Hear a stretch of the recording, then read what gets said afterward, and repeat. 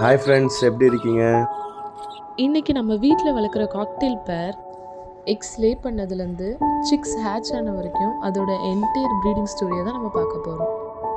நம்ம வளர்க்குற இந்த காக்டெயிலில் அதோட மேல் பேர் வந்து லியூட்டினோ, அதோட ஃபீமேல் வந்து பேர்ல்.